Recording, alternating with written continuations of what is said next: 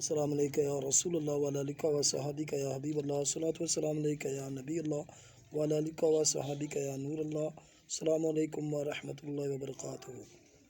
حضرت ابو زید محمد بعض روایات کے مطابق زید محمد سادات بنو ہاشم میں سے تھے۔ آپ کا شجرہ نسب 30 واسطوں سے حضرت علی شیر خدا رضی اللہ تعالیٰ عنہ سے جا ملتا ہے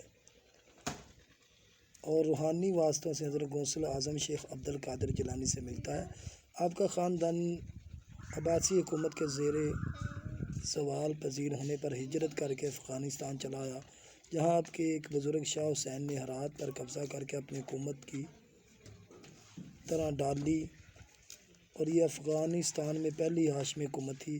شاہ حسین کے بعد ان کا بیٹا شاہ امان ہرات کا حاکم مقرر ہوا۔ چند سال بعد شاہ امان کی حکومت کو ایک جنگ میں شکست ہوگی، جس سے آپ کے خاندان کو ہجرت کرنی پڑی اور حضرت ابو زید محمد اپنے خاندان لے کر ہندوستان آئے۔ اس وقت جہانگیر دلی کے تخت پر مطمئن تھا۔ آپ نے جہانگیر سے ملاقات کی، اس نے آپ کو پنجاب میں سکونت اختیار کرنے کی اجازت دی، چنانچہ آپ خوشاب ضلع سرگودا کے قریب ایک گاؤں میں آباد ہو گئے۔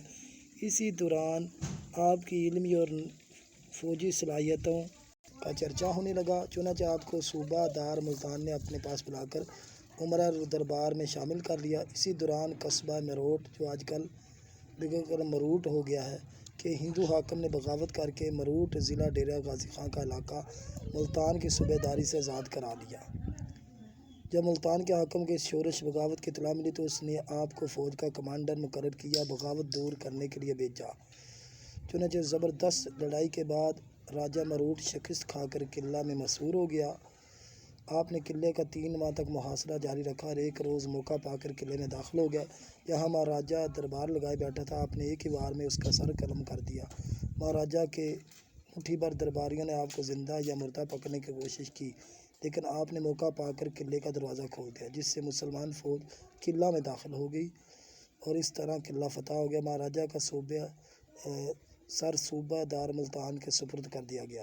اس کے سلسلے میں حاکم ملتان نے آپ کو شور کوٹ کے علاقے میں جگیر عطا کی۔ کچھ عرصہ کالا باغ اور بکر میں قیام کے بعد مستقل طور پر شور کوٹ چلے آئے۔ حضرت سلسلہ عالیہ قادریہ سہروردیہ میں بیت عبادت کی بجا آوری کے لیے شدت سے عمل کرتے تھے۔ 60 سال کی عمر میں 1056 ہجری میں انتقال کیا۔ موجودہ شہر شور کوٹ میں آپ کا مزار ہے۔ آپ حضرت سخی سلطان باہو رحمۃ اللہ تعالیٰ علیہ کے والد بزرگوار ہیں۔ سبحان اللہ۔ چینل کو لائک، سبسکرائب، شیئر کر دیں۔ السلام علیکم ورحمۃ اللہ۔